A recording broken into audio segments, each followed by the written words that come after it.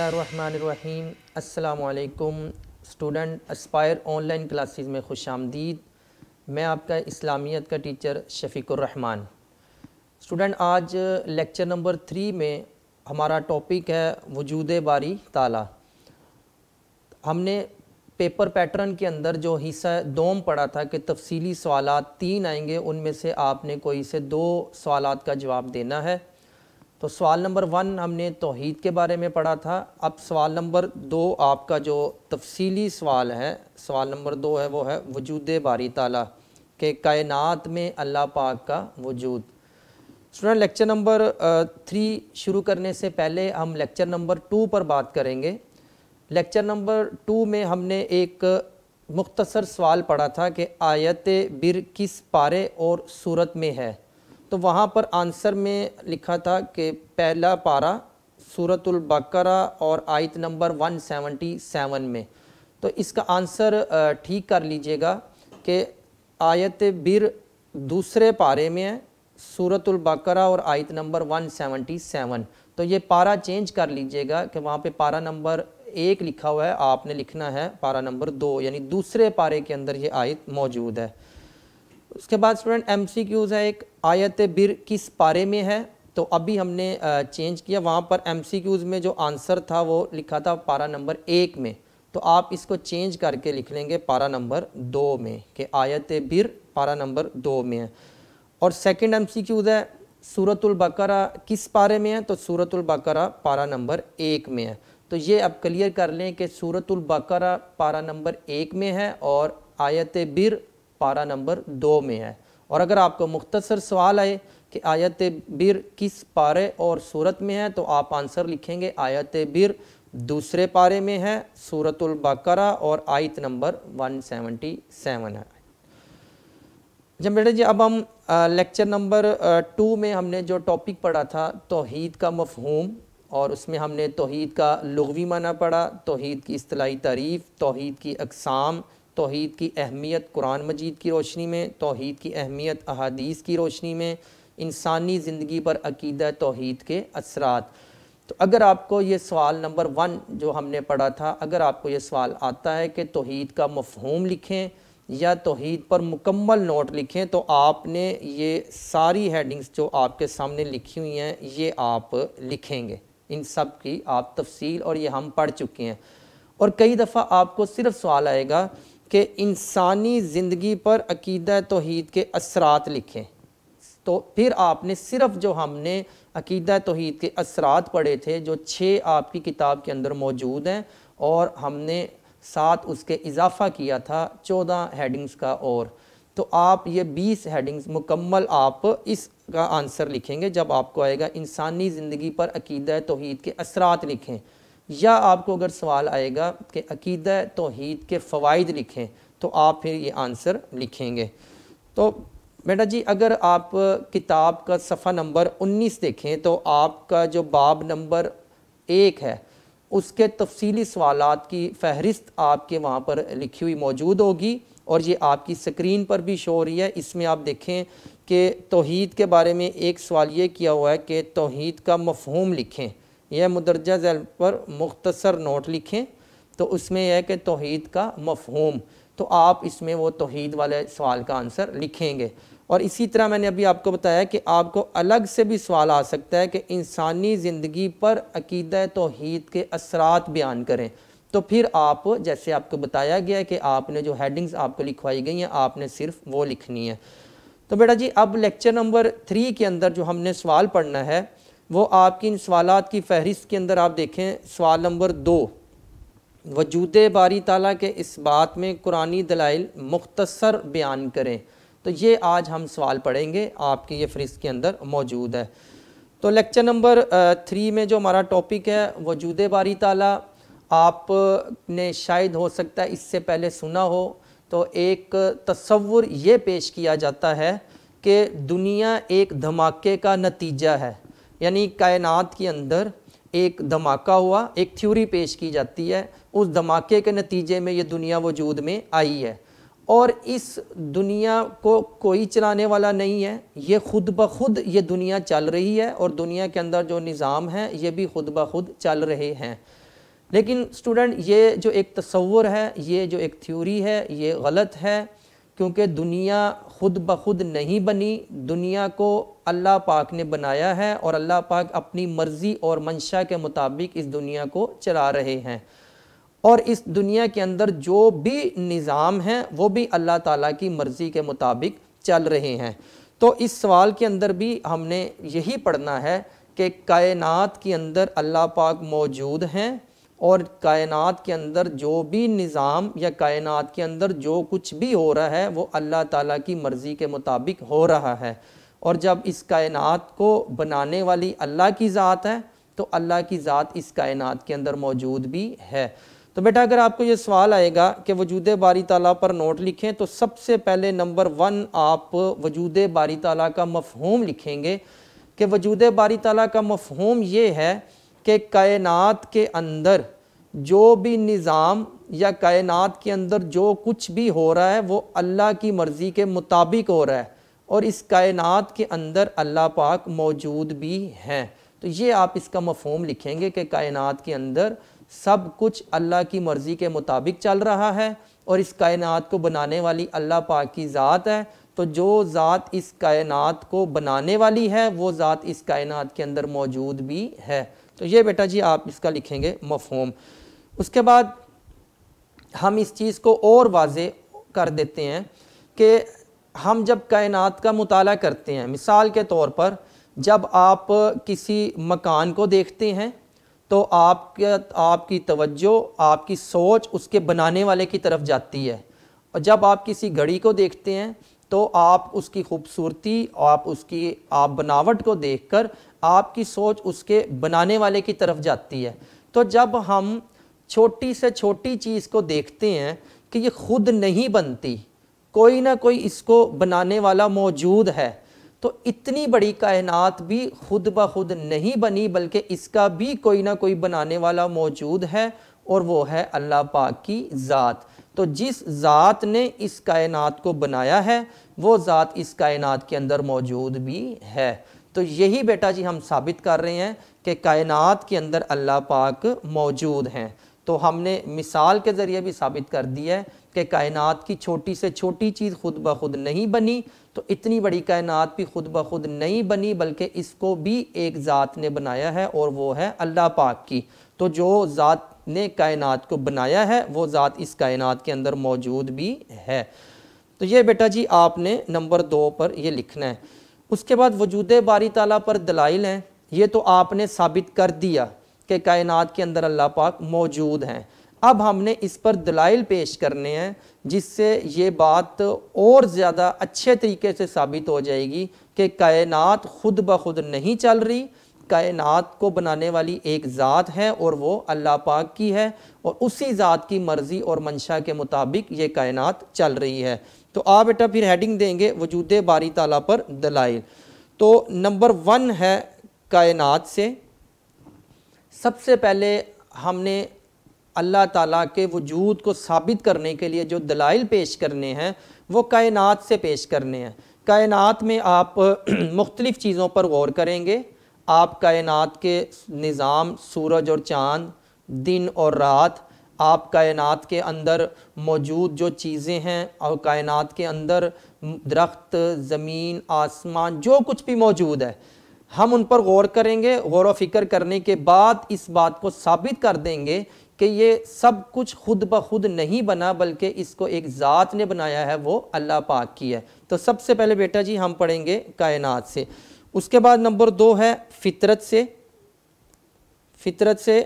فطرت ہماری نیچر، ہماری عادت، یعنی ہمارے اندر اللہ پاک نے فطرتاً یہ چیز اللہ پاک نے ہمارے اندر رکھ دی ہے کہ کائنات میں ایک رب موجود ہیں اور وہ ہیں اللہ پاک کے۔ تو ہم اپنی فطرت سے ثابت کریں گے کہ بالفرض ایک شخص یہ کہتا ہے کہ میں ایک کمرے کے اندر ہی رہا ہوں، میں نے کائنات کو غور نہیں کیا، میں نے کائنات کے نظام کو نہیں دیکھا، تو ہم اس کو کہیں گے کہ چلیں آپ کائنات کو چھوڑ دیں، آپ اپنی فطرت پر غور کریں، اپنی نیچر پر غور کریں، تو آپ اسی نتیجے پر پہنچیں گے۔ یہ فطرت، یہ عادت ہمارے اندر کس نے رکھی ہے؟ اللہ پاک نے۔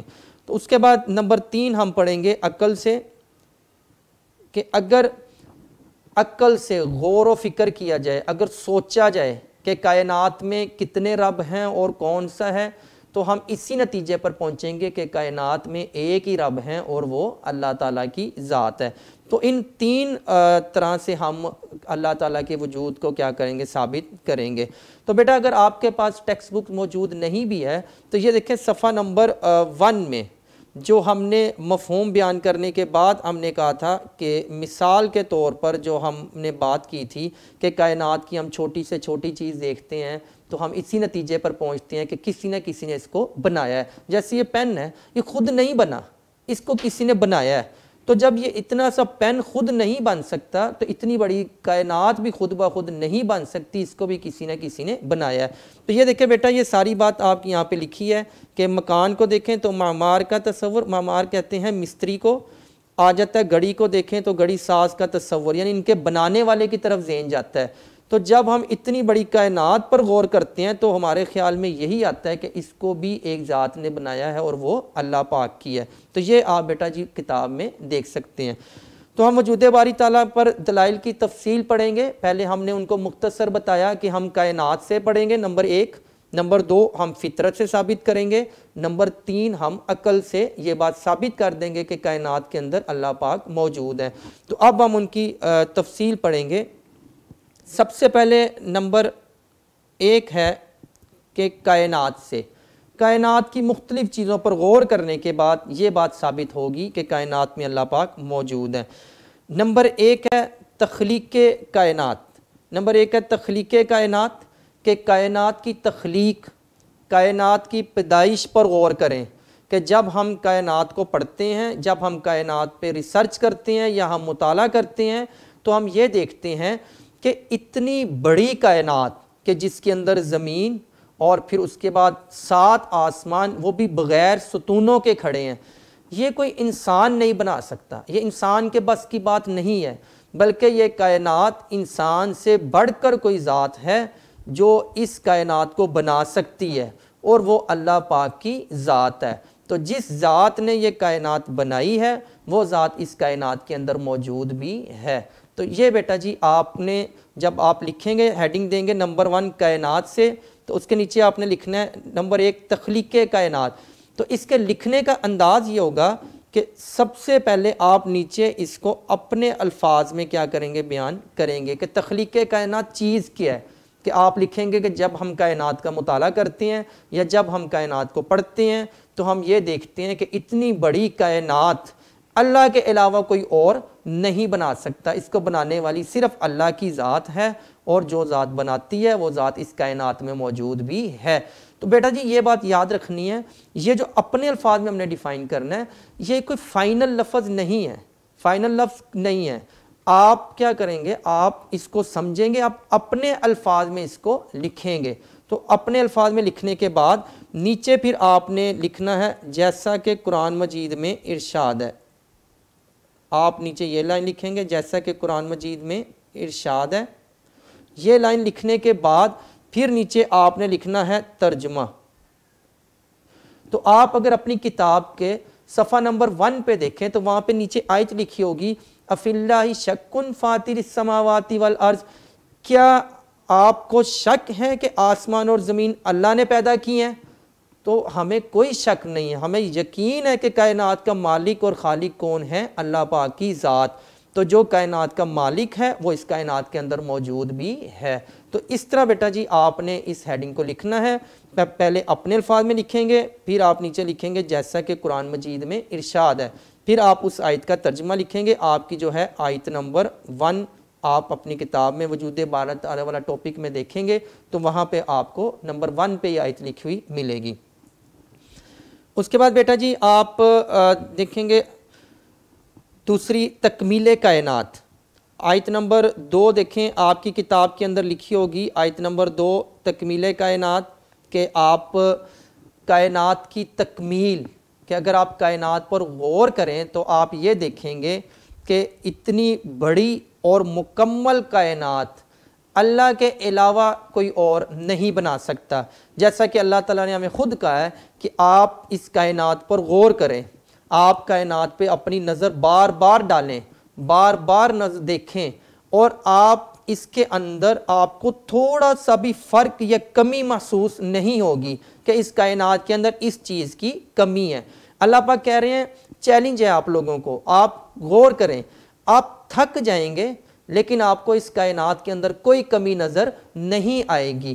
تو بیٹا جی انسان کے بس کی بات نہیں ہے کہ وہ کوئی ایسی چیز تیار کر دے، یا کسی اور ذات میں اتنی طاقت نہیں ہے کہ وہ کوئی ایسی چیز تیار کر دیں کہ جس کے اندر کوئی کمی نہ ہو۔ اگر کوئی ایسی چیز تیار کر سکتے ہیں تو وہ صرف ایک ہی ذات ہے، اور وہ ہے اللہ پاک کی، کہ اللہ پاک نے اتنی بڑی اور مکمل کائنات بنائی ہے جو اس کا خالق بھی ہے اور مالک بھی ہے۔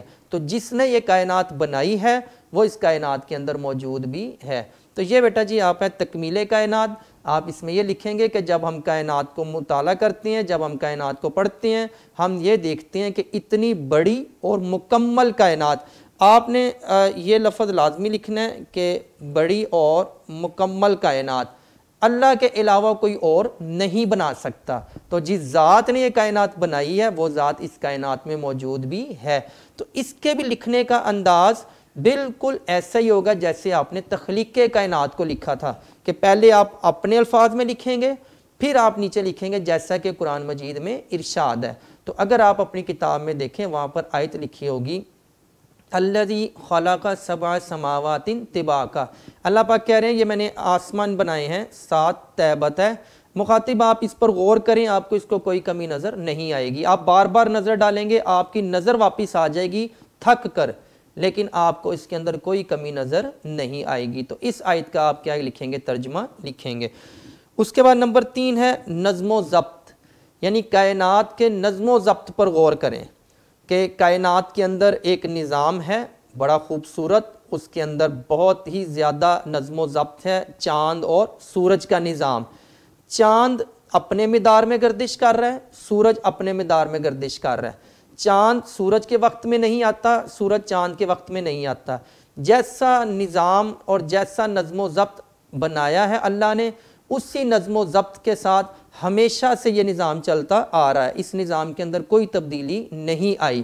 جبکہ ایسا نظام جو انسان کا بنایا ہوا ہو، یا انسان اللہ کے علاوہ کسی اور نے بنایا ہو، تو وہ نظام کے اندر یا تو نظام ہی ختم ہو جائے گا یا اس میں نظم و ضبط نہیں رہتا، مطلب مستقل طور پر نظم و ضبط رہنا مشکل ہے۔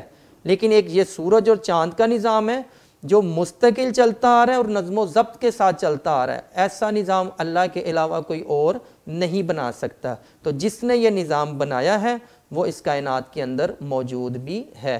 تو بیٹا جی یہ بھی آپ بالکل اسی طرح ہیڈنگز لکھیں گے جیسے آپ نے اوپر والی لکھی ہے۔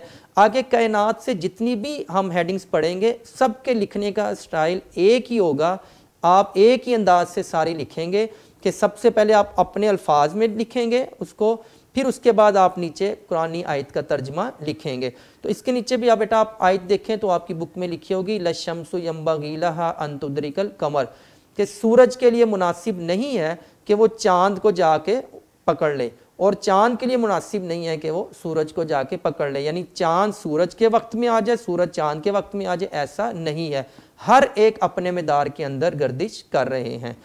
اس کے بعد نمبر 4 ہے اندازہ کائنات، کہ کائنات کا اندازہ، کہ اتنی بڑی کائنات، پھر اس کے اندر پانی کی مقدار کتنی ہونی چاہیے، پھر اس کے اندر پہاڑوں کی مقدار کتنی ہونی چاہیے، اس کے اندر سورج کب آنا چاہیے، چاند کا وقت کیا ہونا چاہیے، آسمان کتنے ہونے چاہیے، زمین کتنے ہونی چاہیے، اس ساری چیزوں کا اندازہ انسان کے بس کی بات نہیں ہے۔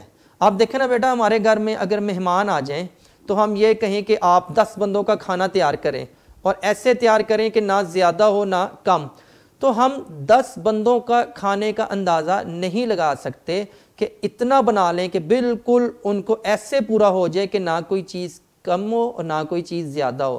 تو جب ہم 10 بندوں کا اندازہ نہیں لگا سکتے تو اتنی بڑی کائنات کا اندازہ بھی کسی انسان نے نہیں لگایا، بلکہ اس سے بڑھ کے کوئی ذات ہے اور وہ ہے اللہ پاک کی۔ تو اللہ پاک نے اس کائنات کے اندر جو چیز بھی رکھی ہے وہ ایک اندازے کے ساتھ رکھی ہے، اور ایسا اندازہ اتنی بڑی کائنات کا صرف اللہ پاک کی ذات ہی لگا سکتی ہے۔ تو جس نے اندازے کے ساتھ یہ چیزیں رکھی ہیں وہ اس کائنات کے اندر موجود بھی ہے۔ تو آپ کی بک میں دیکھیں آپ آیت لکھی ہوگی کہ اِنَّا كُلَّ شَيْءٍ خَلَقْنَاهُ بِقَدَرٍ، کہ ہم نے ہر چیز کو ایک اندازے کے ساتھ پیدا کیا ہے، نہ زیادہ ہے نہ کم، اور ایسا اندازہ صرف اللہ پاک کی ذات لگا سکتی ہے۔ اس کے بعد بیٹا نمبر 5 ہے نظام کائنات۔ نظام کائنات آپ دن اور رات کا نظام ہے، آپ اس کو دیکھیں، سورج اور چاند کا نظام ہے، بڑا خوبصورت نظام ہے، دن کا ختم ہونا اور رات کا آ جانا، رات کا ختم ہو جانا، دن کا آ جانا، ان کی تبدیلی کے وقت جو ایک خوبصورتی ہے، جو ایک نظام ہے، وہ صرف اللہ پاک کی ذات بنا سکتی ہے، کیونکہ کسی بھی چیز میں جب تبدیلی ہو وہ اتنی خوبصورت نہیں لگتی۔ جیسا کہ اگر ہم اپنے ہی کوئی دفاتر کی بات کریں تو جب شفٹ چینج ہوتی ہے تو اس وقت کوئی ایسا منظر نہیں ہوتا کہ جو بڑا خوبصورت اور دیکھنے والا ہو، لیکن آپ دیکھیں جب اللہ کا نظام تبدیل ہو رہا ہے، دن ختم ہو رہا ہے، رات آ رہی ہے، تو ایسے خوبصورتی کے ساتھ ختم ہوتا ہے جس سے ہم یہ اندازہ لگا سکتے ہیں کہ یہ نظام صرف ایک ہی ذات نے بنایا ہوگا اور وہ ہے اللہ پاک کی۔ تو جس نے یہ نظام اور جس نے یہ نظم و ضبط بنایا ہے وہ صرف بنایا ہے اور اس کائنات کے اندر موجود بھی ہے۔ تو یہ بیٹا نظام کائنات آپ کی کتاب میں آیت لکھی ہوگی اِنَّ فِي خَلْقِ السَّمَاوَاتِ وَالْأَرْضِ، کہ اگر آپ زمین اور آسمان کی پیدائش پر اور ان پر اگر آپ غور کریں تو اتنی بڑی پیدائش اور اتنی بڑی کائنات اللہ کے علاوہ کوئی اور نہیں بنا سکتا، تو اس میں عقل والوں کے لیے نشانی ہے۔ اس کے بعد نمبر 6 ہے کاریگری، حکمت، کہ اللہ پاک نے کائنات میں چیزوں کو نرم ہونے کے باوجود سخت بنایا ہے۔ جیسے آپ دیکھ لیں کائنات میں ایک چیز موجود ہے پانی، اگر آپ پانی میں ایک پتھر پھینکیں وہ پتھر اس پانی کے اندر چلا جاتا ہے، اگر پانی آ رہا ہے تو آپ اس کے آگے تھوڑا سی آپ مٹی لگا دیں یا کوئی کپڑا رکھ دیں تو پانی رک جاتا ہے، لیکن یہی پانی جس میں پتھر گر جاتا ہے، یہی پانی آپ کے بحری جہاز کا وزن اٹھاتا ہے، بوجھ اٹھاتا ہے، یہی پانی جب سونامی کی شکل میں آتا ہے تو آپ کی عمارتیں، آپ کی بلڈنگیں، درخت سب کو اڑا کر ساتھ لے جاتا ہے۔ تو بیٹا جی اللہ پاک کی کاریگری ہے کہ اس نے ایک چیز کو انتہائی نرم ہونے کے باوجود مضبوط بنایا ہے، اور یہ کاریگری اللہ کے علاوہ کوئی اور نہیں کر سکتا، جیسا کہ قرآن مجید میں ارشاد ہے سن اللہ الذی اتقن کل شیء، کہ اللہ کی کاریگری ہے کہ اس نے ہر چیز کو مضبوط بنایا ہے۔ اس کے بعد نمبر 7 ہے بیٹا تخلیق انسانی۔ یہ بات یاد رکھیے گا بیٹا، ہم اس بات کو ثابت کر رہے ہیں کہ کائنات کے اندر اللہ پاک موجود ہیں، تو ہم نے کائنات پر ہم مطالعہ کر رہے ہیں، کائنات سے کچھ چیزوں کو ہم دیکھ رہے ہیں جس سے یہ اندازہ ہو رہا ہے کہ یہ چیزیں خود بخود نہیں بنی بلکہ ان کو اللہ تعالیٰ نے بنایا ہے، تو جس نے بنایا ہے وہ اس کائنات کے اندر موجود بھی ہے۔ تو یہ ہم مین جو ہماری ہیڈنگ تھی وہ تھی کائنات، پھر آگے سب ہیڈنگ ہیں وہ ہم پڑھ رہے ہیں۔ تو نمبر 7 میں ہے تخلیق انسانی۔ اللہ پاک فرما رہے ہیں کہ آپ انسان کی تخلیق پر غور کریں، انسان کی پیدائش پر غور کریں، تو آپ اسی نتیجے پر پہنچیں گے کہ انسان خود بخود پیدا نہیں ہوا، یا انسان کو کسی اور ذات نے پیدا نہیں کیا، بلکہ انسان کو پیدا کرنے والی ایک ہی ذات ہے اور وہ ہے اللہ پاک کی، جیسا کہ اللہ پاک خود قرآن مجید میں ارشاد فرما رہے ہیں کہ ام خلقوا من غیر شیء ام هم الخالقون، کہ اے انسان آپ مجھے نا اس سوال کا جواب دے دیں کہ کیا آپ لوگوں کو کسی اور نے پیدا کیا ہے یا آپ اپنے خود خالق ہیں؟ تو اس کا جواب یہی ہے کہ نہ ہمیں کسی اور نے پیدا کیا ہے نہ ہم خود خالق ہیں، بلکہ ہمارے خالق، ہمارے مالک صرف اللہ تعالیٰ کی ذات ہے، اور اسی ذات نے ہمیں پیدا کیا ہے اور وہی ذات ہماری خالق ہے۔ تو جس ذات نے ہمیں پیدا کیا ہے وہ ذات اس کائنات کے اندر موجود بھی ہے۔ تو یہ بیٹا جی ہم نے کائنات سے یہ بات ثابت کی ہے کہ کائنات کی مختلف چیزوں پر جب ہم غور کرتے ہیں تو ہم اسی نتیجے پر پہنچتے ہیں کہ کائنات کے اندر اللہ پاک موجود ہیں، اور کائنات کو بنانے والی ذات اللہ پاک کی ہے، تو جس نے یہ سب کچھ بنایا ہے وہ اس کائنات کے اندر موجود بھی ہے۔ تو یہ آپ کے کائنات سے جو ہے تفصیل یہ مکمل ہوئی۔ تو اس کے بعد اگر آپ کے پاس ٹیکسٹ بک موجود ہے تو آپ صفحہ نمبر 2 پہ دیکھ لیں، اگر نہیں بھی ہے تو آپ کے سامنے یہ صفحہ میں نے لگایا ہے، سب سے پہلے دیکھیں بیٹا اوپر یہ آیت لکھی ہوئی ہے افِلَّهِ شَكٌّ فَاطِرِ السَّمَاوَاتِ وَالْأَرْضِ. اگر آپ کے پاس بک موجود ہے تو جیسے میں نے ان آیات کے اوپر ہیڈنگز لکھ دی ہیں، آپ بھی کتاب کے اوپر بھی ایسے لکھ لیں کہ اس آیت کے اوپر آپ لکھیں گے تخلیق کائنات، کہ کائنات کی تخلیق سے ہم نے ثابت کیا تھا کہ کائنات میں اللہ موجود ہیں. اس کے بعد دیکھیں نمبر 2 ہے الذی خلق سبع سماوات طباقا. تو اس کے اوپر آپ لکھ سکتے ہیں تکمیل کائنات، یعنی مکمل کائنات اللہ کے علاوہ کوئی اور نہیں بنا سکتا. اس کے بعد آیت نمبر 3 ہے لَلشَّمْسُ يَنبَغِي لَهَا أَن تُدْرِكَ الْقَمَرَ. تو آپ اس کے اوپر یہ ہیڈنگ لکھ سکتے ہیں نظم و ضبط، یعنی سورج اور چاند کے نظام میں ایسا نظم و ضبط ہے جو اللہ کے علاوہ کوئی اور نہیں بنا سکتا. اس کے بعد نمبر 4 ہے اندازہ کائنات، کہ کائنات کے اندر کون سی چیز کتنی مقدار میں ہونی چاہیے یہ اللہ کے علاوہ کوئی اور اندازہ نہیں لگا سکتا. تو یہ آیت لکھی ہوئی ہے اِنَّا كُلَّ شَيْءٍ خَلَقْنَاهُ بِقَدَرٍ، کہ ہم نے ہر چیز کو کیا کیا، اندازے سے پیدا کیا. اس کے بعد نیکسٹ آیت ہے اِنَّ فِي خَلْقِ السَّمَاوَاتِ وَالْأَرْضِ وَاخْتِلَافِ اللَّيْلِ. آپ اس کے اوپر ایڈنگ لکھیں گے نظام کائنات، کہ کائنات کے نظام پر جب ہم غور کرتے ہیں تو ہم یہ دیکھتے ہیں ایسے خوبصورت نظام اللہ کے علاوہ کوئی اور نہیں بنا سکتا. اس کے بعد بیٹا نیکسٹ آیت ہے سن اللہ الذی اتقن کل شیء، کہ اللہ کی کاریگری ہے کہ اس نے ہر چیز کو مضبوط بنایا. جیسے پانی کی آپ کو اگزامپل دی گئی تو آپ اس کو بریکٹ میں آگے حکمت بھی لکھ سکتے ہیں کہ کاریگری اللہ کی حکمت. آخر میں جو آیت دی گئی ہے ام خلقوا من غیر شیء ام هم الخالقون، کہ تخلیق انسانی پر غور کریں کہ اللہ نے ہی ہمیں پیدا کیا اور وہی کیا ہے ہمارا خالق ہے اور مالک ہے. تو یہاں پر آپ کا جو نمبر 1 3 طریقوں سے ہم نے ثابت کرنا تھا، کائنات سے، فطرت سے اور عقل سے. تو کائنات سے یہاں پر دلائل کیا ہو گئے مکمل. یہ کائنات کے دلائل آپ کے سامنے صفحہ بھی میں نے پیش کر دیا ہے، اس پر یہ لکھا ہوا ہے. اس کے بعد نمبر 2 ہے فطرت سے. ہم نے فطرت سے ثابت کرنا ہے کہ بالفرض جیسے میں نے آپ کو پہلے بھی بتایا، ایک شخص یہ کہے کہ میں نے کائنات پر غور نہیں کیا، تو ہم کہتے ہیں چلیں آپ کائنات کو چھوڑیں، آپ اپنی فطرت پر غور کریں، اپنی نیچر پر غور کریں، تو آپ اسی نتیجے پر پہنچیں گے کہ کائنات میں اللہ پاک موجود ہے. تو اگر آپ کے پاس کتاب موجود ہے تو یہ جو لائن لکھی ہوئی ہے کہ جس طرح زمین آسمان اور ساری کائنات وجود باری تعالیٰ کی گواہی دیتی ہے، اسی طرح انسان کی فطرت کی آواز بھی یہی ہے. تو یہاں سے بیٹا جی نمبر 2 شروع ہو رہا ہے فطرت سے. تو یہاں پر آپ یہ ہیڈنگ لکھ سکتے ہیں نمبر 2 فطرت سے، اس سے آگے یہ فطرت سے چلتا رہے گا. تو نمبر 2 فطرت انسانی سے، اس میں اب 2 چیزیں پہلے سمجھ لیں. ایک ہے آثار قدیمہ. آثار قدیمہ یہ ہے کہ جب ہم کوئی پرانی آثار کو ہم پڑھتے ہیں یا ہم تاریخ کو پڑھتے ہیں تو ہم پرانی چیزوں کا اندازہ لگاتے ہیں.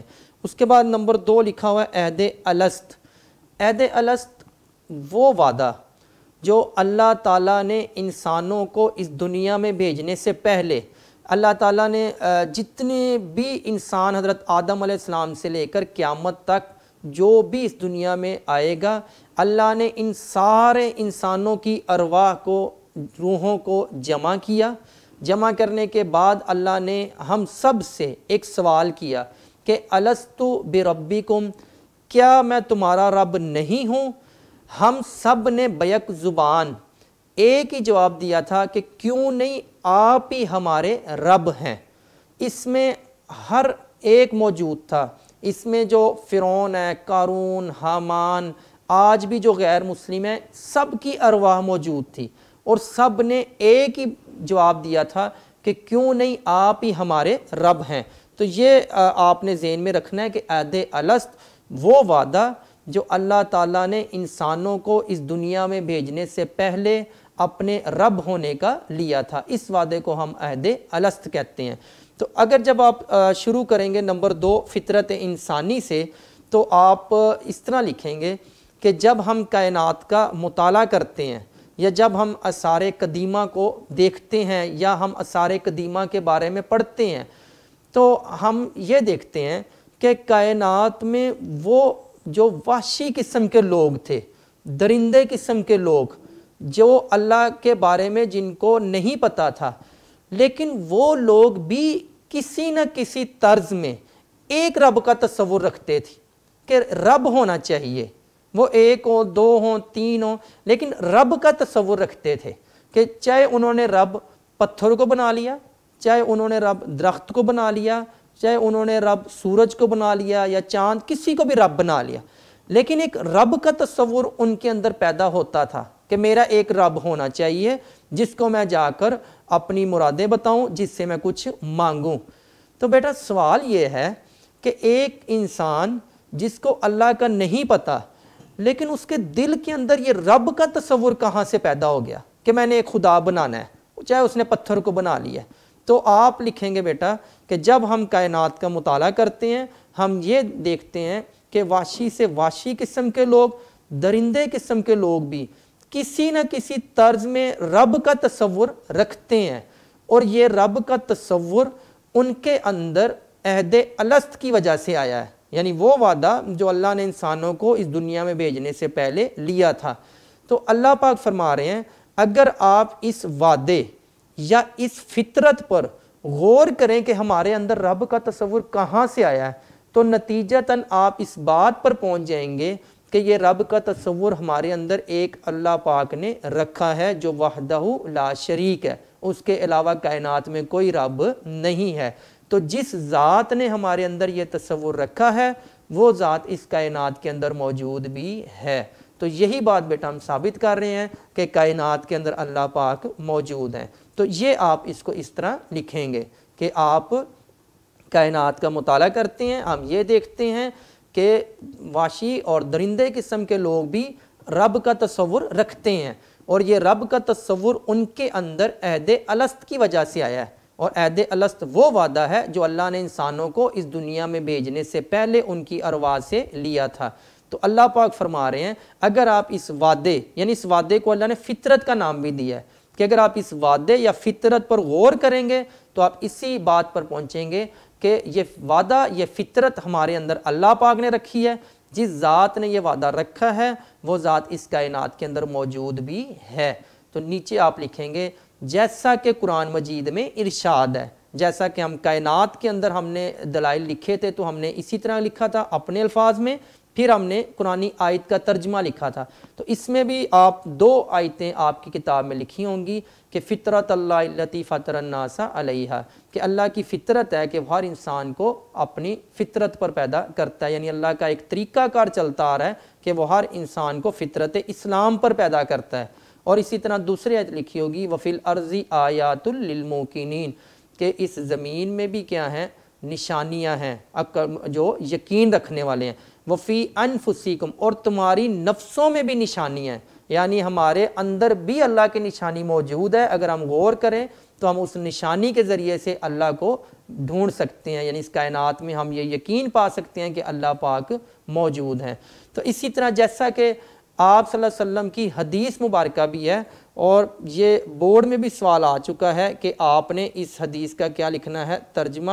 حدیث ہے کل مولود یولد علی الفطرت، کہ ہر پیدا ہونے والا بچہ فطرت اسلام پہ پیدا ہوتا ہے، یعنی جو بچہ بھی پیدا ہوتا ہے وہ فطرت اسلام پہ پیدا ہوتا ہے، پھر اس کے ماں باپ اس کو یہودی یا نصرانی بنا دیتے ہیں، یعنی غیر مسلم کے گھر بھی جو بچہ پیدا ہوتا ہے وہ اسلام پہ پیدا ہوتا ہے۔ کیوں؟ کیونکہ ابھی ہم نے پیچھے پڑھا ہے کہ عہد الست، ہم سب نے اللہ سے یہ کہا تھا کہ آپ ہی ہمارے رب ہیں، تو اللہ نے یہ چیز فطرت بنا کے ہمارے اندر رکھ دی، اور یہ فطرت اسلام ہے، اور فطرت اسلام پہ ہی ہر بچہ پیدا ہوتا ہے، پھر اس کو کیا کر دیا جاتا ہے، اسلام سے کنورٹ کر دیا جاتا ہے، یہودی نصرانی یا جو بھی ماں باپ کا مذہب ہے اس کے مطابق اس کو بدل دیا جاتا ہے۔ تو یہ بیٹا جی حدیث کا آپ کو ترجمہ آنا چاہیے کہ کل مولود یولد علی الفطرت، کہ ہر پیدا ہونے والا بچہ فطرت اسلام پہ پیدا ہوتا ہے، پھر اس کے ماں باپ اس کو یہودی یا نصرانی بنا دیتے ہیں۔ اس کے بعد بیٹا جی آپ نیکسٹ ہے عقل سے۔ ہم نے شروع میں یہ بات کی تھی کہ اللہ پاک کائنات میں موجود ہیں، یہ ہم نے ثابت کیا تھا، پھر ہم نے کہا تھا ہم ریفرنس پیش کریں گے کائنات سے، فطرت سے، عقل سے۔ کائنات سے ہم نے پڑھ لیے، اور اس کے بعد فطرت سے بھی ہم نے یہ بات ثابت کر دی۔ اب ہے نمبر 3 عقل سے، کہ اگر غور کیا جائے، اگر غور و فکر کیا جائے، اگر سوچا جائے کہ کائنات میں کتنے رب ہیں، اور کون سا رب ہے، تو نتیجتاً ہم اسی بات پر پہنچیں گے کہ کائنات میں رب ایک ہی ہیں اور وہ اللہ پاک کی ذات ہیں۔ کیونکہ اگر کائنات میں خدا زیادہ ہوتے، متعدد خدا ہوتے، ایک سے زیادہ خدا ہوتے، تو کائنات میں خدا ہونے کی وجہ سے فساد ہونا تھا، یہ فساد کا سبب بننا تھا۔ مطلب ایک خدا یہ چاہتا کہ بارش ہو، دوسرا یہ چاہتا کہ نہیں دھوپ نکلے، تو اس کی وجہ سے فساد ہونا تھا، اور کائنات میں آج تک خدا ہونے کی وجہ سے فساد نہیں ہوا۔ تو جس سے یہ بات ثابت ہوتی ہے کہ کائنات میں ایک ہی اللہ پاک ہیں اور وہ وحدہ لا شریک ہیں۔ تو یہ بیٹا جی آپ کا تفصیلی سوال یہاں پہ مکمل ہوا کہ آپ کا جو سوال تھا کہ وجود باری تعالیٰ پر نوٹ لکھیں، تو آپ نے پہلے یہ بات ثابت کی کہ کائنات میں اللہ پاک موجود ہیں، پھر آپ نے اس پر جو دلائل پیش کیے فطرت سے وہ بھی پڑھ لیے، عقل سے اور فطرت انسانی سے، تو یہ تینوں کے دلائل آپ کو آنے چاہیے۔ تو اگر اب آپ دیکھیں صفحہ نمبر 3 آپ کی کتاب میں، جو صفحہ نمبر 3 ہے، وہاں پر آپ دیکھیں اوپر یہ بات کر رہے ہیں فطرت انسانی سے۔ یہ دیکھیں یہاں پہ لکھا ہوا ہے کہ وحشی اور مہذب ہر قسم کے لوگ ایک قادر مطلق کا تصور اعتراف کرتے ہیں کہ کائنات میں ایک رب ہونا چاہیے۔ اسی بات ہم نے بات کی تھی آثار قدیمہ کی، یعنی اس سے بھی یہ بات واضح ہوئی ہے کہ جو وہ لوگ جو وحشی پست قسم کے لوگ ہیں وہ بھی ایک رب کے وجود کے کیا ہیں، قائل ہیں۔ اور اسی طرح فطرت انسانی کے اندر یہ بات اللہ نے رکھ دی ہے کہ کائنات میں ایک اللہ پاک موجود ہیں، اور یہ کب رکھی ہے یہ ابھی ہم نے پڑھا تھا کہ عہد الست میں۔ اس کے بعد یہ آیت کا ترجمہ آپ لکھیں گے، اور اس کے ساتھ یہ دوسری آیت ہے، اور ان دونوں آیات کا آپ کیا لکھیں گے، ترجمہ لکھیں گے، اور ساتھ میں حدیث مبارکہ بھی آپ لکھیں گے جو پہلے بھی آپ کو لکھ کے دی ہے کہ کل مولود یولد علی الفطرت، کہ آپ صلی اللہ علیہ وسلم نے فرمایا کہ ہر پیدا ہونے والا بچہ فطرت اسلام پہ پیدا ہوتا ہے۔ اس کے بعد نمبر 3 ہم نے پڑھا تھا عقل سے۔ اگر آپ دیکھیں یہ لائن لکھی ہوئی ہے کہ کائنات کو بنانے والی یہ اعلیٰ اور برتر ہستی صرف ایک ہی ہے، اور وہ کون سی ہے، اللہ پاک کی۔ تو یہاں پر آپ ہیڈنگ دے سکتے ہیں نمبر 3 عقل سے، یہ جو آپ کے یہاں پہ لکھی ہوئی ہے کہ عقل، یہاں سے یہ شروع ہو رہا ہے کہ کائنات میں ایک سے زیادہ خدا نہیں ہو سکتے، اگر ہوتے تو یہ باہمی تصادم کی وجہ بننی تھی، یعنی ایک دوسرے سے لڑائی، ایک دوسرے سے فساد، جھگڑے کی وجہ بننی تھی۔ لیکن آج تک اللہ کا 2 خدا، 3 خدا، 4 خدا یا جتنے بھی خدا ہونے کی وجہ سے کوئی فساد نہیں ہوا، جیسا کہ قرآن مجید میں بھی ارشاد ہے۔ نیچے آپ اس آیت کو کیا کریں گے، ترجمہ لکھیں گے کہ کائنات میں اگر ایک سے زیادہ خدا ہوتے تو فساد ہوتا، اور کائنات میں آج تک اللہ تعالیٰ کا شریک ہونے کی وجہ سے فساد نہیں ہوا۔ تو یہاں پہ بیٹا آپ کا یہ سوال تفصیلی سوال مکمل ہوا۔ تو ہم 2 سوال پڑھ چکے ہیں، اس سے پہلے توحید کا اور اس کے بعد اب وجود باری تعالیٰ۔ توحید کا سوال پڑھنے کے بعد ہم نے اس سوال میں سے جو مختصر سوالات بنتے تھے یا جو ایم سی کیوز بنتے تھے وہ میں نے آپ کو لیکچر نمبر 2 میں سلائیڈ پہ لکھ کر پیش کیے تھے۔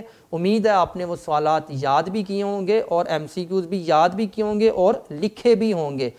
تو بالکل ایسے ہی جیسے شروع میں بھی بات کی گئی تھی کہ ہم تفصیلی سوال پڑھیں گے، اس تفصیلی سوالات میں سے ہی آپ کے ایم سی کیوز بنیں گے اور آپ کے مختصر سوالات بنیں گے۔ لیکن بیٹا یہاں تک جہاں لیکچر ابھی رکا ہوا ہے آپ نے یہیں تک لیکچر سننا ہے، سننے کے بعد آپ نے اس تفصیلی سوال کو لکھنا ہے، لکھنے کے بعد آپ نے یاد کرنا ہے۔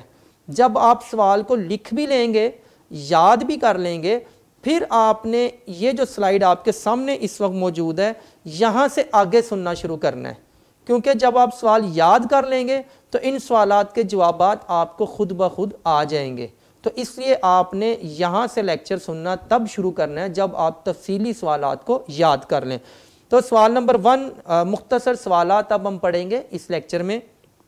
وجود باری تعالیٰ کا مفہوم بیان کریں۔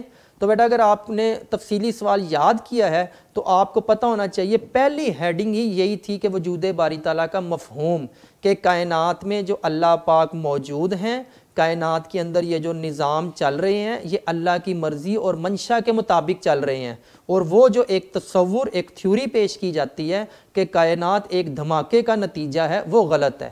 تو کائنات کو بنانے والی ذات اللہ پاک کی ہے۔ اس کے بعد سوال نمبر 2 ہے، وجود باری تعالیٰ کے بارے میں قرآن مجید کی کسی ایک آیت کا ترجمہ لکھیں۔ تو بیٹا جی ہم نے کائنات کے اندر 7-8 آیات پڑھی، اس کے بعد ہم نے فطرت انسانی کے اندر 2 آیات پڑھی، اس کے بعد ہم نے عقل والی جو دلیل پیش کی اس میں بھی 1 آیت پڑھی، ٹوٹل ہم نے 10 آیات پڑھی ہیں۔ اس میں سے کسی بھی ایک آیت کا ترجمہ آپ یہاں پہ لکھ سکتے ہیں، بالفرض آپ پہلی آیت کا ہی لکھ سکتے ہیں کہ افی اللہ شک فاطر السماوات والارض، کیا آپ کو شک ہے کہ آسمان اور زمین اللہ نے پیدا کی ہیں؟ تو آپ کوئی بھی ایک آیت کا ترجمہ لکھ دیں۔ اس کے بعد بیٹا نمبر 3 سوال ہے، عہد الست سے کیا مراد ہے؟ تو ہم نے جو دلائل پڑھے تھے فطرت انسانی سے، وہاں پر ہم نے یہ لفظ پڑھا تھا کہ عہد الست وہ وعدہ جو اللہ نے انسانوں کو اس دنیا میں بھیجنے سے پہلے ان کی ارواح کو جمع کیا اور ان سے پوچھا کہ کیا میں تمہارا رب نہیں ہوں؟ تو ہم سب نے بیک زبان ایک ہی جواب دیا تھا، کیوں نہیں، آپ ہی ہمارے رب ہیں۔ تو یہ ہے عہد الست۔ اس کے بعد نمبر 4 ہے، کل مولود یولد علی الفطرت، ترجمہ لکھیں۔ تو اب بیٹا ابھی ہم نے جب فطرت انسانی پڑھا تو اس میں نے آپ کو بتایا تھا کہ یہ آپ صلی اللہ علیہ وسلم کی حدیث مبارکہ ہے کہ ہر پیدا ہونے والا بچہ فطرت اسلام پہ پیدا ہوتا ہے، پھر اس کے ماں باپ اس کو یہودی یا نصرانی بنا دیتے ہیں۔ تو اس حدیث کا میں نے آپ کو مطلب بھی سمجھا دیا کہ اگر ایک کافر کے گھر بھی بچہ پیدا ہوتا ہے تو وہ فطرت اسلام پہ پیدا ہوتا ہے، پھر اس کے ماں باپ اس کو کیا کرتے ہیں، اس کو اسلام سے دور کرتے ہیں۔ اس کے بعد نمبر 5 ہے، اللہ تعالیٰ کی حکمت اور کاریگری کی نشانی کیا ہے؟ تو بیٹا اگر آپ کو کائنات کے اندر جو دلائل ہم نے پڑھے ہیں وہ اگر آپ کو یاد ہو تو وہاں پہ ہم نے ایک آیت پڑھی تھی، سن اللہ الذی اتقن کل شیء، کہ اللہ کی کاریگری، اللہ کی حکمت یہ ہے کہ اللہ نے چیزوں کو انتہائی نرم ہونے کے باوجود مضبوط بنایا ہے۔ جیسا کہ ہم نے پانی کی مثال دی تھی کہ پانی کے اندر اگر ایک پتھر پھینکا جائے تو وہ پتھر پانی کے اندر گر جاتا ہے، لیکن یہی پانی آپ کے بحری جہاز کا بوجھ بھی اٹھاتا ہے۔ تو یہ اللہ کی کاریگری ہے۔ اس کے بعد نمبر 6 ہے، وَهُوَ حَسِيرٌ کا معنی لکھیں۔ تو اگر آپ کو یاد ہو ہم نے تکمیل کائنات پڑھا تھا کہ کائنات کی تکمیل پر ہم غور کریں تو ہم اس نتیجے پر پہنچتے ہیں کہ اتنی مکمل کائنات اللہ کے علاوہ کوئی اور نہیں بنا سکتا۔ تو وہاں پر آپ دیکھیں آیت لکھی ہوگی الذی خلق سبع سماوات طباقا، اس آیت کے آخر میں آپ دیکھیں گے تو وہاں پر یہ لفظ لکھا ہوگا وَهُوَ حَسِيرٌ، کہ آپ کی آنکھیں تھک جائیں گی لیکن آپ کو کوئی کمی نظر نہیں آئے گی۔ اس کے بعد نمبر 7 ہے، لَوْ كَانَ فِيهِمَا آلِهَةٌ إِلَّا اللَّهُ لَفَسَدَتَا کا ترجمہ لکھیں کہ کائنات میں اگر اللہ کے علاوہ یا ایک سے زیادہ خدا ہوتے تو کائنات میں کیا ہوتا، فساد ہوتا۔ اس کے بعد سوال نمبر 8 ہے، وجود باری تعالیٰ پر کوئی سے 2 دلائل لکھیں۔ تو بیٹا ہم نے کائنات کے اندر 7-8 پڑھے ہیں، پھر فطرت انسانی پڑھا ہے، پھر عقل، ان میں سے کوئی سے بھی 2 آپ لکھ سکتے ہیں۔ آپ اوپر ہیڈنگ دیں گے تکمیل کائنات، نیچے آپ اس کو اپنے الفاظ میں لکھیں گے، پھر آیت کا ترجمہ لکھیں گے جس طرح پہلے آپ کو پڑھایا گیا، بالکل اسی انداز میں آپ نے کوئی سے 2 لکھنے ہیں۔ نمبر 9 سوال ہے، کس چیز پر ایمان لانا انسان کی فطرت میں داخل ہے؟ تو بیٹا اگر آپ کو سوال یاد ہے تو آپ کو یاد ہونا چاہیے فطرت انسانی میں ہم نے یہ پڑھا تھا کہ اللہ تعالیٰ پر ایمان لانا، قادر مطلق پر ایمان لانا ہماری فطرت میں داخل ہے۔ اور کب فطرت میں رکھا گیا؟ عہد الست میں۔ عہد الست آپ کو یاد ہونا چاہیے، وہ وعدہ جو اللہ نے انسانوں کو اس دنیا میں بھیجنے سے پہلے ان کی ارواح سے لیا تھا، اس وعدے کو اللہ نے فطرت بنا کر انسان کے وجود میں رکھ دیا۔ نمبر 10 ہے، آثار قدیمہ کی تحقیق سے کیا بات واضح ہو چکی ہے؟ تو یہ ابھی ہم نے پیچھے اگر آپ یاد ہو تو ہم نے صفحے پہ ہم نے پڑھا تھا کہ آثار قدیمہ کی تحقیق سے یہ بات واضح ہو گئی ہے کہ پست سے پست قسم کے لوگ بھی، وحشی قسم کے لوگ بھی ایک رب ہونے کا تصور رکھتے ہیں، یعنی ان کے دل کے اندر بھی یہ بات موجود ہوتی ہے کہ ایک رب ہونا چاہیے، چاہے وہ کسی کو بھی رب بنائیں۔ اس کے بعد نمبر 11 ہے کہ اگر اللہ کے سوا کوئی اور معبود ہوتا تو کیا ہوتا؟ تو یہ بیٹا ابھی ہم نے جو عقل سے دلیل پڑھی ہے کہ کائنات میں اگر اللہ کے علاوہ یعنی 2 خدا ہوتے یا اس سے زیادہ تو کائنات میں کیا ہونا تھا؟ فساد ہونا تھا۔ نمبر 12 ہے، سن اللہ الذی اتقن کل شیء کا ترجمہ لکھیں۔ تو یہ کاریگری اللہ کی کہ اس نے ہر چیز کو مضبوط بنایا ہے۔ نمبر 13 سوال ہے انا کل شیء خلقناہ بقدر کا ترجمہ لکھیں کہ اللہ پاک نے فرمایا کہ ہم نے ہر چیز کو ایک اندازے کے ساتھ پیدا کیا ہے، کوئی چیز بھی زیادہ نہیں ہے، کوئی چیز بھی کم نہیں ہے، یہ اللہ کا اندازہ ہے۔ اور نمبر 14 سوال ہے کہ فطرت اللہ التی فطر الناس علیہا، کہ ترجمہ کریں کہ اللہ کی فطرت ہے کہ اس نے اپنی فطرت پہ ہی ہر انسان کو پیدا کیا ہے، یعنی اللہ کا طریقہ کار ہے انسان کو پیدا کرنے کا، اللہ اسی طریقہ کار پہ انسان کو پیدا کرتے ہیں۔ وہ طریقہ کار کیا ہے کہ اللہ فطرت اسلام پہ ہر بچے کو پیدا کرتے ہیں۔ تو یہ بیٹا جی 14 مختصر سوالات ہیں، آپ کو اس کے جواب آپ نے لکھنے بھی ہیں اور یاد بھی کرنے ہیں۔ طریقہ کار وہی ہے کہ پہلے آپ تفصیلی سوال یاد کریں گے، پھر آپ ان سوالوں کو پڑھیں گے تاکہ آپ کو ان کے جوابات خود سے آتے ہوں۔ اس کے بعد بیٹا جی نیکسٹ ہیڈنگ ہے ایم سی کیوز ہیں، اسی تفصیلی سوالات سے ایم سی کیوز لیے گئے ہیں۔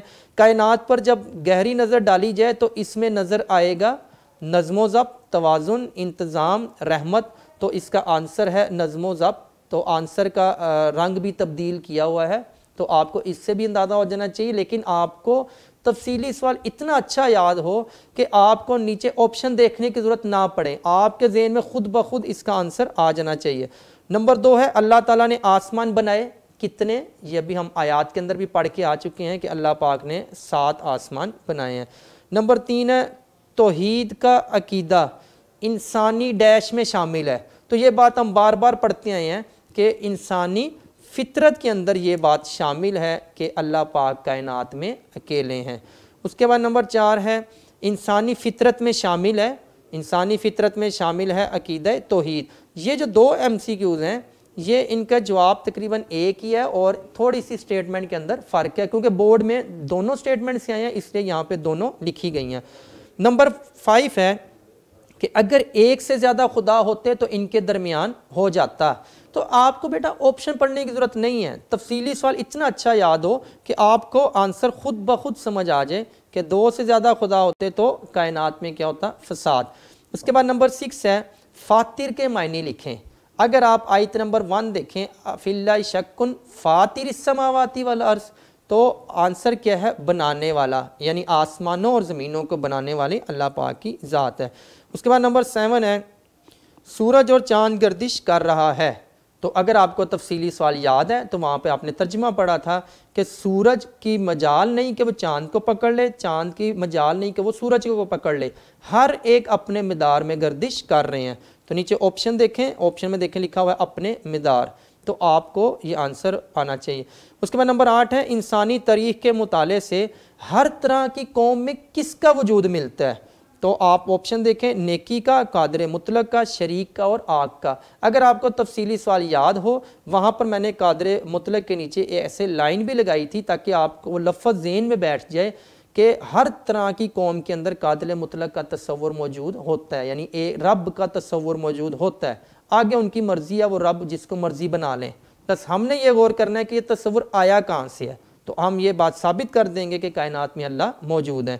نمبر 9 ہے افی اللہ شکن فاطر السماوات والارض، یہ دیکھیں یہ فاطر کا لفظ ہے، اور یہ آپ ایم سی کیو 6 دیکھیں تو اس کا معنی بھی پوچھا گیا ہے آپ سے کہ کیا شک ہے آپ کو کہ آسمان اور زمین اللہ نے پیدا کی ہیں، نیچے پوچھا یہ کس سورت سے یہ آیت لی گئی ہے، تو یہ آیت لی گئی ہے سورت ابراہیم۔ اگر آپ وہ صفحہ دیکھیں جہاں پر یہ آیات لکھی ہیں، آیات کے بالکل آخر میں آپ دیکھیں گے کہ بریکٹ کی شکل میں آپ نیچے دیکھیں گے کہ صورتوں کے نام لکھے ہوئے موجود ہیں، آپ کو ان کا آئیڈیا ہونا چاہیے کہ وہ کس صورت میں ہے۔ اس کے بعد نمبر 10 ایم سی کیوز ہے کل مولود یولد علی الفطرت۔ میں آپ سے پھر کہہ رہا ہوں بیٹا یہ بڑا اہم سوال ہے، آپ کو اس کا ترجمہ لازمی آنا چاہیے، اور آپ کو یہ بھی پتہ ہونا چاہیے کہ ایم سی کیوز میں آپ سے یہ پوچھا گیا ہے کہ یہ حدیث ہے، یہ اجماع امت ہے، قیاس ہے یا اجتہاد ہے، تو بیٹا جی یہ ہے حدیث، تو یہ جو اجماع امت پر رنگ ہو گیا یہ غلطی سے ہو گیا، تو اس کا آنسر کیا ہے کہ یہ حدیث ہے کہ کل مولود یولد علی الفطرت۔ تو یہ بیٹا جی آپ کا ایک مکمل سوال تھا کہ وجود باری تعالیٰ پر نوٹ لکھیں۔ ہم نے اس کا بڑا تفصیلی آنسر پڑھا، ہم نے 3 طرح سے یہ بات ثابت کر دی کہ کائنات میں اللہ پاک موجود ہیں، فطرت سے ثابت کیا، پھر اس کے بعد ہم نے کائنات سے اور عقل سے۔ اس کے بعد اس تفصیلی سوالات میں جو بھی MCQs اور مختصر سوالات بن سکتے تھے وہ آپ کے سامنے لکھ کر آپ پیش کر دیے ہیں۔ اس کے باوجود بھی اگر آپ کو کوئی سوال یا کوئی جواب سمجھ نہ آئے تو آپ کمنٹ لازمی کریں، تو آپ کو وہاں پر جواب دیا جائے گا۔ اور اپنا خیال رکھیے گا۔ اللہ تعالیٰ آپ کا حامی و ناصر۔ اللہ حافظ۔